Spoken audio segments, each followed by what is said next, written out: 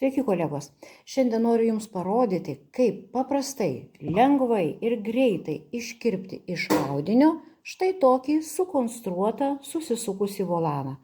Kaip jį sukonstruoti, kaip nubraižyti, aš pasakojau praeitoj pamokoj.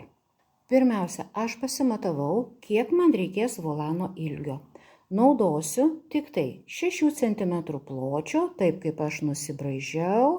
Atsimatavau, man reikalinga visą ilgį ir neskubėkite iškirpti štai šitos gražios sraigės.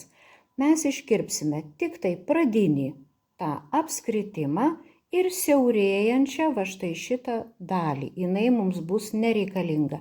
Visos kitas linijas rekomenduoju palikti. Išsikerpu tai, ko man nereikės.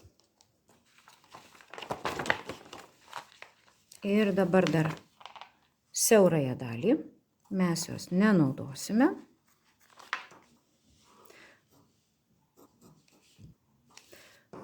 Kadangi lekalus aš darau ant plėvelės, visada kerpant plėvelę naudoju paprastesnės žirkles.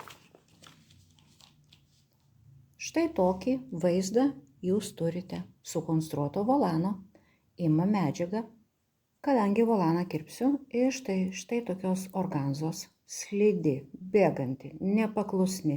Ir tam, kad jinai neslidinėtų ant stalo, aš pirmiausia pasitiesiau stabilų audinį kaip pagrindą, ant jos užsidėjau organzą ir ją atrodo kaip kas prilipdė. Ant viršaus dedam lekalą. Uždėjus lekalą prisisegsiu lekalą prie audinio smeigtukais.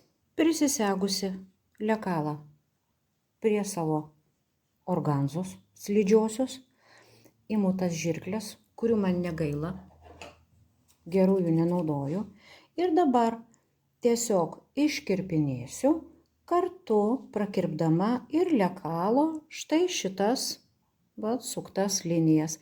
Taip žymiai paprasčiau bus jums iškirpti ir detalė bus žymiai tikslesnė, ji mažiau slidinėja.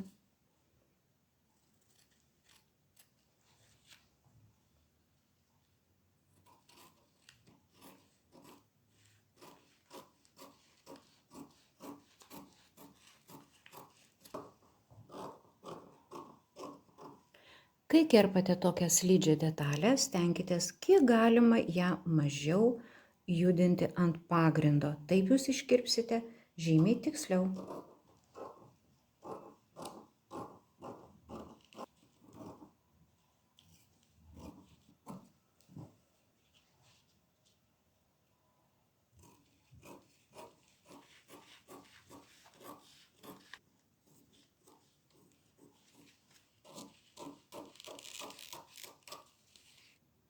Na štai, volanas yra iškirptas. Kai kerpate, neskubėkite iškirpti gražią lenktą liniją, patikėkit, yra reikalų. Mano patarimas, kiek galima tankiau susisekite smeigtukais, įstrižai, visaip statmenai, kad detalė kiek galima mažiau slidinėtų, tada jūsų lenktos linijos iš karto gausis kokybiškai. Su jumis buvau aš, Ramunė Savelienė.